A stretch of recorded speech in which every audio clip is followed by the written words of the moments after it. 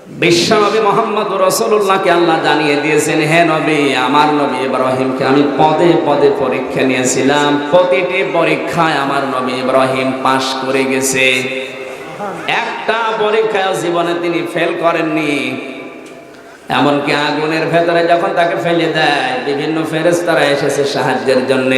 তার ঈমানটা আমি আল্লাহ দেখলাম। তিনি বললেন না, আমি কারো সাহায্য চাই না, যে আল্লাহর জন্য আমি জীবন দিতে এখানে এসেছি, ওই আল্লাহ যদি চায় যে আমি মারা যাই, ওই আল্লাহকে খুশি করার জন্য আমি ইব্রাহিম আগুনে পড়তেও রাজি আছি। আমি আমার অন্ধ খোদার ইবাদত করি না যিনি আমাকে চোখে দেখে না। আল্লাহ পাক বলেন, ইব্রাহিমের ঈমানটা দেখার পর আমি আল্লাহ এত বেশি খুশি হয়ে গেলাম।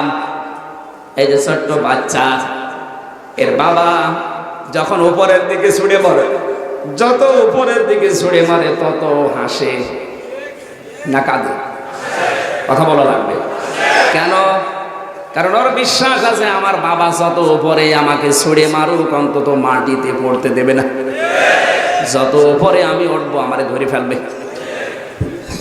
ওর মনের ভেতরে বাবার প্রতি বিশ্বাস আছে। আমাদের আল্লাহর প্রতি ওর বাবার প্রতি যেমন বিশ্বাস, তার চাইতে বেশি বিশ্বাস আছে আমাদের পরীক্ষায় ফেললে আমার আল্লাহ আমাদের না দেখে ছাড়বে না। নাকি ছেড়ে দিয়ে চলে যাবে? কখনো না। হযরত মুসা আলাইহিস সালামের জামানার ঘটনা পড়লাম কোরআনে।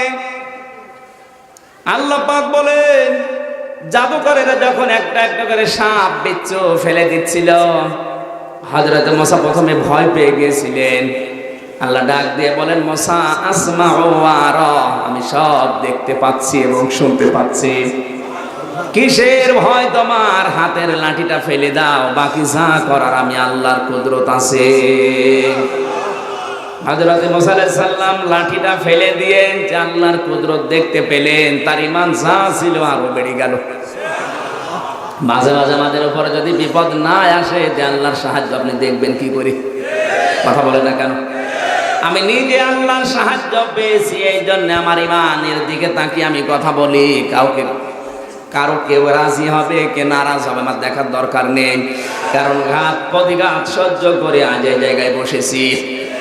বাস্তবে কোরআনের কথা বলতে গিয়ে আমি দেখেছি কত মানুষ আমাকে নিষেধ করে, কিন্তু আল্লাহর ঘোষণা, আল্লাহু ইয়াসিমুকা মিনান নাস। হে নবী, কোরআনের সঠিক কথাগুলো তুলে ধরেন। বিপদ আপদ আসলে আমি আল্লাহ আপনাকে বাঁচাবো। এই কথাটার উপর আমার যেদিন একদিন পরিপূর্ণ হয়ে গেছে, আমার সাথে যারা থাকে ওরা আমারে ভয় দেখায় যে দিনকাল ভালো না। আমার দিনকাল ভালো দেখার দরকার নেই, আমার দেখার দরকার কোরআন সঠিকভাবে প্রচার হচ্ছে কিনা। ওর যেমন বাবার উপরে বিশ্বাস আছে যে বাবা উপরের দিকে ফেলে দিলে অন্তত আমারে মাটিতে পড়তে দেবে না, ধরে ফেলবে।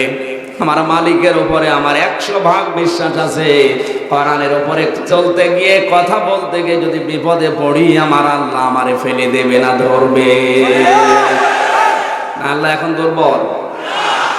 হযরত ইব্রাহিমের ঈমানটা দেখার পরে আল্লাহ ঘোষণা দিলেন, ইব্রাহিম, তোমার যে ঈমান আমি দেখতে পেয়েছি, আজকে থেকে ওরা মানব জাতির তোমাকে নেতা বানিয়ে দিলাম, ইমাম বানিয়ে দিলাম। ক্বালা আমিন যুররিয়াতি। সঙ্গে সঙ্গে হযরত ইব্রাহিম বলেছিলেন, রব্বুল আলামিন, নেতৃত্ব দেওয়ারে গোনা বলি এটা কি শুধু আমার একা, নাকি আমার সন্তান আদি দুনিয়ায় যারা কিয়ামত পর্যন্ত আসবে এরা নেতৃত্ব দিতে পারবে? আল্লাহ রাব্বুল আলামিন পরের আয়াতের শেষের দিকে জানিয়ে দিলেন, ক্বালা লা ইয়ানালু আহদিজ যালিমিন। হে ইব্রাহিম, তোমার সন্তান আদি দুনিয়ায় যারা আসবে তারা নেতৃত্ব দিতে পারবে, তারাও নেতা হতে পারবে, কিন্তু কোন জালেম নেতা হওয়ার অধিকার রাখে না। জালেমের জন্য আমি আল্লাহর কোনো ওয়াদা নেই।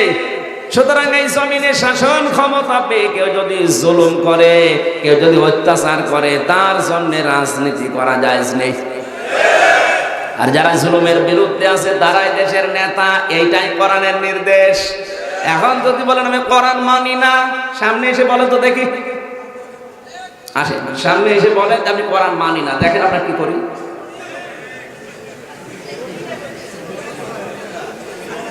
নেতৃত্বের এই বিষয়টা যেহেতু আল্লাহ ঘোষিত, কি কার ঘোষণা বলেন?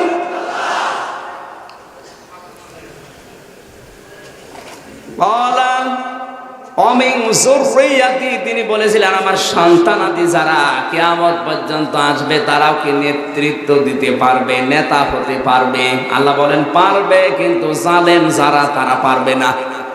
সুতরাং এই জমিনে যারা আমরা জুলুমের বাইরে আছি আমাদের জন্য রাজনীতি করা ফরজ, অথচ যারা জালেম তারাই আমাদের নিষেধ করে। কথা বলতে কেন? কিয়ামতের দিন আপনি একা একা পারেন না, আপনার নেতার সাথে তাই উঠবেন। ইয়াউমা নাদউ কুল্লা উনাসিন বিইমামিহিম, কিয়ামতে এবার প্রতিটি মানুষকে আমি আল্লাহ ডাক দেব তার নেতার সাথে। কার সাথে? সবাই বলেন। এবার আপনার মন কি বলে? কিয়ামতে যখন আপনার নেতার সাথে আপনাকে ডাকবে, এমন মানুষের নেতৃত্ব মেনে আপনি দুনিয়ায় চলেন যার চরিত্র আসলে ভালো না, তার দিকে যদি তাকিয়ে দেখে যে আপনার নেতা ঘুষ খেত, না ঘুষখোর নেতা নেই বলেন? আপনার নেতা সুদ খেত, না সুদখোর নেতা নেই? আপনার নেতা মাদকের ব্যবসা করত বলেন? আপনার নেতার চরিত্র ভালো না, হোটেলের আট কাটাতো, আর ওই লোকটার পেছনে আপনাকে যদি আল্লাহ দেখে, কুমিল্লাবাসী মাথায় যদি মগজ থাকে আপনার আজকেই পরিবর্তন হয়ে যাবে। এই লোকটার সাথে যদি আপনাকে আল্লাহ দেখে, আপনার মন বলে কি যে আপনাকে আল্লাহ মাফ করবে? হ্যাঁ, এখনই বলছেন না, আপনি তো ধরা খাবেন। যদি এখনই বলে যে আল্লাহ আমারে মাফ করবে না, আমি যার পেছনে আছি, এই মুহূর্তে তাহলে ফিরে আসেন না কোন কারণে বলেন? আপনি কিন্তু আর মানুষ নেই, কারণ আপনাকে আল্লাহ বিবেক দিয়েছিল, বিবেকটা আপনি কাজে লাগালেন না। লাহুম কুলুবুন লা ইয়াফকাহুনা বিহা, যাদের কলব আছে, হৃদয় আছে, মন আছে, বিবেক আছে, কিন্তু চিন্তা ভাবনা নেই, বোঝে না। আলাহুম আয়ুনুন লা ইবসিরুনা বিহা, ওদের চোখ আছে, দেখার পরও না দেখার ভান করে থাকে। ওয়ালাহুম আযানুন লা ইয়াসমাউনা বিহা, ওদের কান আছে, শোনার পরও না শোনার ভান করে থাকে। আল্লাহ বলেন এগুলো জানোয়ারের চাইতেও খারাপ। আপনি কিন্তু নিজের জায়গায় থেকে এবারে আয়াতের দিকে তাকিয়ে বলেন, আপনি কি এখন মানুষ আছেন না জানোয়ার?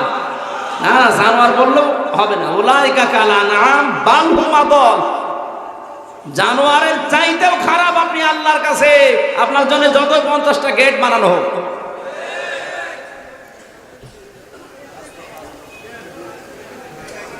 নেতৃত্বের বিষয়টা আরো গুরুত্বপূর্ণ, একটু খেয়াল করেন। আছেন ময়দানে? আছেন?